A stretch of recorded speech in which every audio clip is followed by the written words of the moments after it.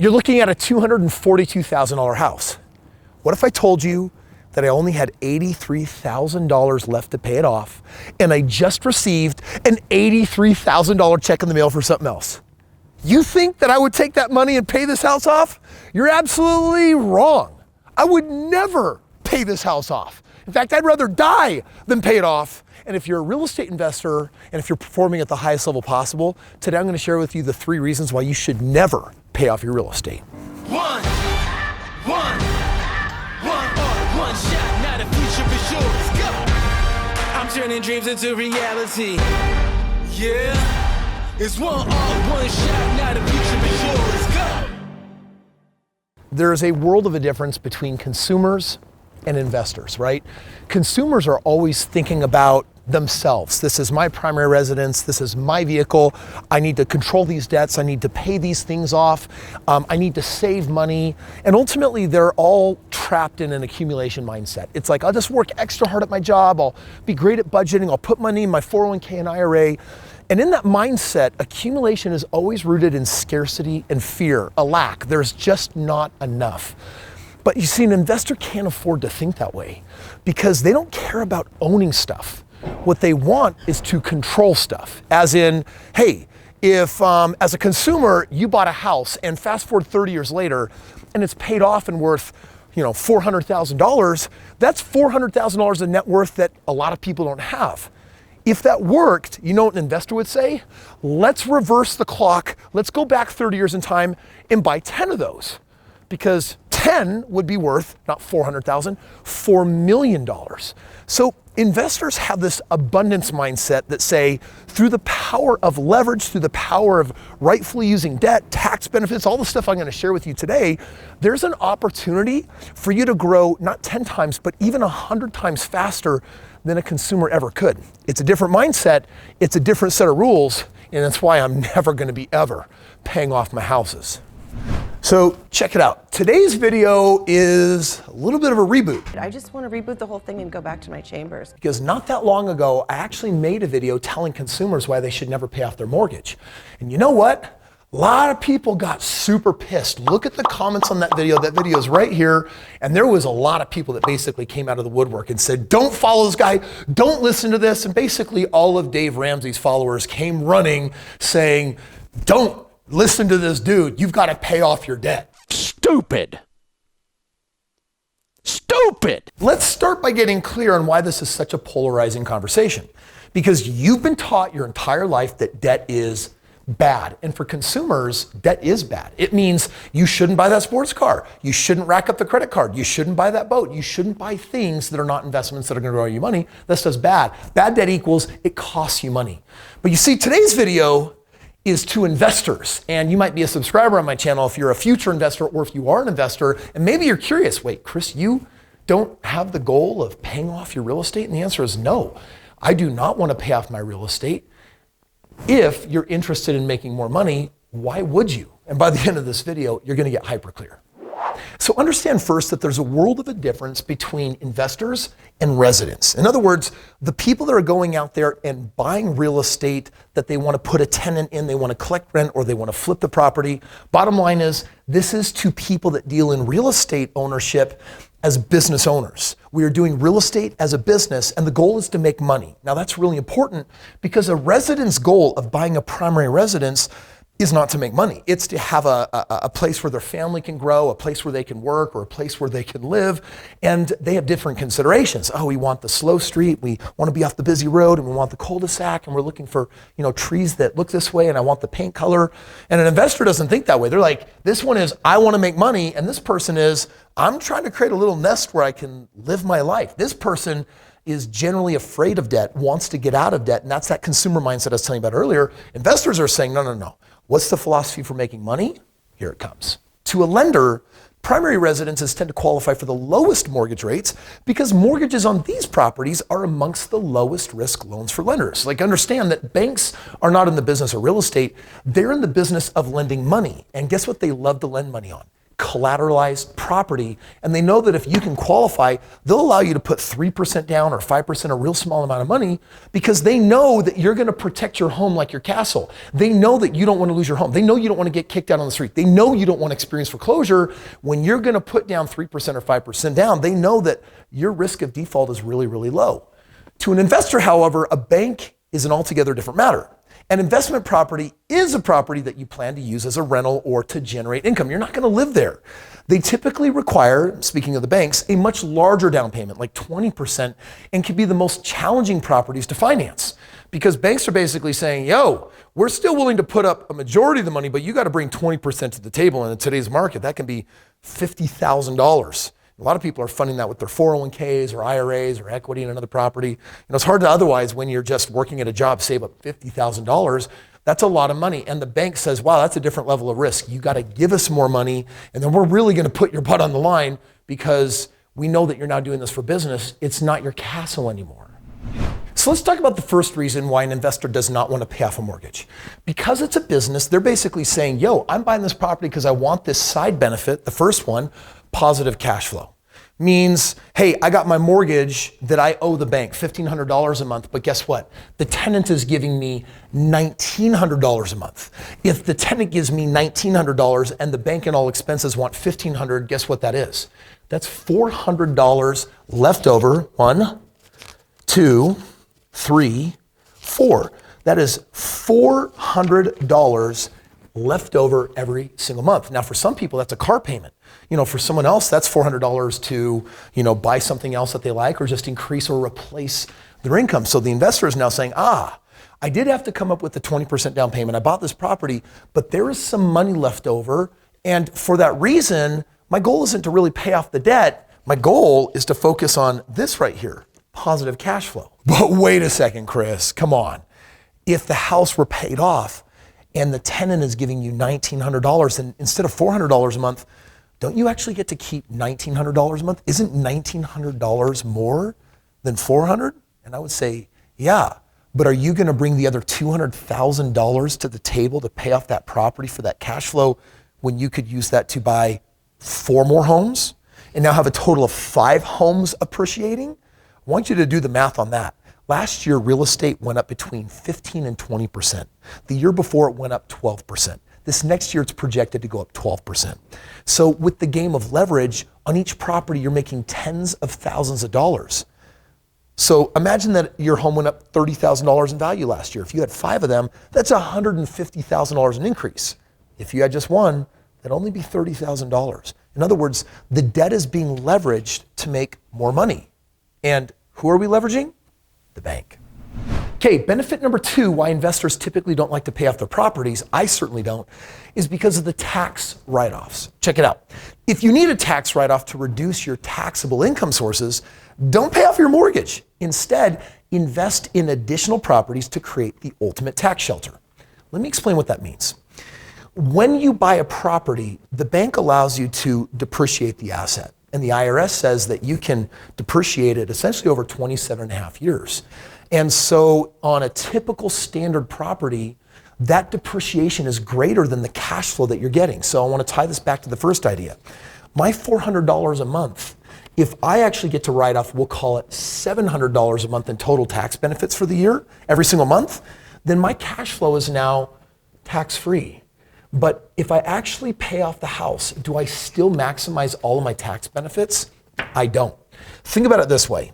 I have here $250,000 and I want to buy a $250,000 home that I'm going to rent. The bank is only requiring me to put this as my down payment. Now, let's just say that I had $250,000. I could either say, I'm going all in, I want to own it cash, I want to eliminate my tax benefits because I want to maximize my cash flow. Well, we already talked about from the previous example that you're going to be minimizing your appreciation growth, which is significant for the next 7 to 10 years. Why? Because the bank actually only needs me to put $50,000 down to control this property. I can put $50,000 down and buy a second one, $50,000 down and buy a third, another $50,000 to buy a fourth, and another $50,000 to buy a fifth. And when you start playing the game the way I do, you don't even need to have money. There are other ways of getting money. There's other partnerships where that money can help you get in on this real estate. The same amount of money now allows me to control 5 homes versus owning 1. And guess which one makes you a lot more money? Owning 1 home or controlling 5. Controlling 5 homes will make you many times more money than owning 1. Which brings me to one of the most important principles that investors live by. Are you interested in ownership or are you interested in control? If you're a consumer, it feels good. It's a feeling to have something paid off. This is my home, it's paid off, and now I have peace of mind. I can sleep well at night. Tired? I am. I got no sleep last night. And I feel good. As a consumer, I'm trying to make financial decisions that produce certain type of feelings for me. An investor, real estate is a business, and it's not about feelings, it's actually about data, and it's about ones and zeros, and it's about bank accounts. And yes, there's a value arbitrage of, I put someone in my home, I provide a home, it's a tremendous value, that's why I collect the rent. But what they're doing is they're not going for ownership and things paid off. They want the leverage of control. By controlling 5 homes, I can make a lot more money than owning 1. In other words, to the investor, ownership, it's overrated, and it will slow you down, and it will keep you from going faster. First thing that I'd like to do. Whoa, Kris. There's a tremendous amount of risk that comes with using that amount of leverage. Isn't that stupid? Won't that eventually catch up? What if you make a mistake? Couldn't that lead it to a house of cards that comes tumbling down? Listen, it's a really good question. There are rules. There's a reason why a bank says that you have to put 20% down, and there's a reason why I follow that rule. When the economy becomes really risky and banks become flush with money, they might change the rules so that you have to put less down, but I won't. And do you know why? That's because leverage is a tool for creating wealth, but it has to be kept in check. Psst, hang out for the end of the video and let me show you how to actually control that formula of leverage for making the most amount of money without actually doing any of the work. If you haven't guessed it, the third benefit and reason that investors won't pay things off is because as their investments keep producing cash flow and growth and returns, they have a chance to leverage that real estate to buy more properties. In other words, if 1 is good, then 10 is more good. And if 10 is good, then 100 is more good, which is why I've done thousands of these properties for me and my partners that I've built these portfolios with. Once you pay off your mortgage, you do lose access to cash that can be used to purchase other rental properties. While paying off a rental property will improve the cash flow of that particular investment, it may deny you the ability to purchase similar investments. Ultimately, there is an old school investment philosophy. Krohn, I bought this investment property and I put the 20% down, and I am looking forward to the day when at the end of my 30-year mortgage, I make my final payment and the house is paid off, and now all of the cash flow is mine. And I'm sitting there thinking, congratulations, you took 30 years to pay off a house. In the meantime, I bought 300 because I used leverage. Question for you is this: do you have 30 years in your time frame, in your game plan? What if you do something wrong? Do you have 30 years to waste? Do you have time to get off target? Or do you want to do what most wealthy people do, which is select a strategy where wealth is created inside of 5 years, not 30? The choice is yours. Now let's take everything I've been sharing with you and let's put it into practice. Do you see this vehicle right here? This is a custom built, come here, $250,000 vehicle. It's a custom 6x6, right? It's got 6 wheels, full power, individually articulating. I dropped a Hellcat engine in this, twice supercharged. I mean, the thing is an absolute beast. Do you really think I paid for this? Do you think I went into debt for this vehicle? No, guess what bought it? All of my leveraged assets, all of my real estate. You see, a consumer is going to buy a house and do well over time, like I shared at the beginning of this. But an investor says, if 1 works, then why wouldn't you do 5? And if 5 works, why wouldn't you do 10? And if 10 works, why wouldn't you want to do 100? You see, the more you own, the more cash flow you have. But the moment you get trapped in this mindset of pay stuff off, what you start doing is you start prematurely retiring debt. So think about it. Let's just say that you bought 5 houses. You used leverage. You're like, man, I had this debt I was going to pay it up, but instead I bought 5 investments. And now they've returned $250,000 to me. I could now pay off student loan debt. I could pay off credit card debt. I could put some money in savings. But if what you did worked, wouldn't it make more sense to take the $250,000 and then go and buy a whole bunch more houses? This is how I got to 5,000 houses. And this is how I got into a level of abundance with cars like this, private jets, living in mansions. It's not about the materialism, it's not about the money, it's a philosophy and it's a strategy. You're either putting your money in parking in places where it can't grow, or you're putting it in places where it can. So the moment you get into a pay things off mindset, you're basically saying, I'm done with growth. I don't think you should ever be done with growth. Understand the ultimate game plan of real estate.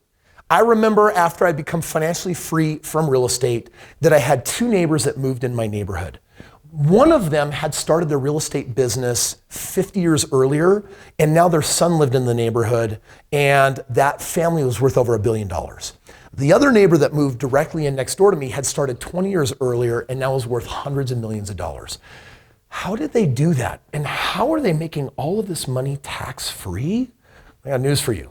The Constitution of the United States and the way many governments work around the world is that owning real estate is the pot of gold at the end of the rainbow. It's the biggest tax benefit. It's the biggest write-off. And it's for these 2 reasons that make it all possible. If you want to know how real estate grows over time, it's all about how to never pay taxes. Because you understand if you hold an asset for a while and then sell it, guess what? There's capital gains. You're going to owe the government a lot of money, and then the rest of it goes to your ordinary income, and you have to pay taxes on it. And rich people don't do that. Let me teach you what the wealthy people do. There are 2 strategies that they're going to leverage so they don't have to pay taxes. They're going to defer them. The first one is what is called a 1031 exchange. I typically will hold a property for 5 years, maybe 7, sometimes only 3, because I go into a really hot market. I have a strategy. There's a link below where you can learn about partnering with me, and I'll do all this for you. But what happens is after we've held it for 5 years, we've made a grundle of money on our ROI. We've gotten a great return. And if we were to sell the property, we'd owe a ton of taxes. Instead, there's a special code that the IRS provides called the 1031 exchange. It means that I can sell the property, and there's a process that within 6 months, if I will take all of my winnings and dump it into 1 or more other properties, guess what happens? I don't have to pay the taxes. In other words, one property became more properties, and essentially it is a tax deferred event. Well, what happens if 1 turns into 5, and then 5 turns into 50, and 50 turns into 500? At some point down the road, if you sold everything, you'd have a crazy tax bill. But you know why wealthy people never sell everything? Because the cash flow on all of that real estate is so big that they'd be stupid to sell it. Their ROIs have multiplied. Sometimes you're making quadruple digit or bigger ROIs. They don't want to sell the real estate, which leads to strategy number 2. What if I own a really great piece of property and I don't want to sell it? Did you know that you can go to the bank and do a cash out refinance, and that this is a non-taxable event? It is a tax deferred event, just like a 1031 exchange. So I buy a property for $200,000 and it's now worth $400,000. I can keep the property, pull $100,000 out of it, not pay taxes on the $100,000, and go buy 2 more properties. What's happening now is I'm keeping the real estate instead of selling it. I'm deferring the taxes as I keep expanding. These 2 strategies right here, done correctly, lead to that. So here's my question. If I could show you how to buy a property and over 20 years turn it into a multi-million-dollar portfolio without using any time, effort, or energy essentially from you, would that interest you? Well, I'm going to tell you right now, there's a link below where you can learn about partnering with me, and I'm going to show you how to tap into a game plan where wealth becomes a guarantee, where wealth becomes inevitable, and it keeps expanding, and it forces you to become a legacy player. How do I generationally pass this on to others?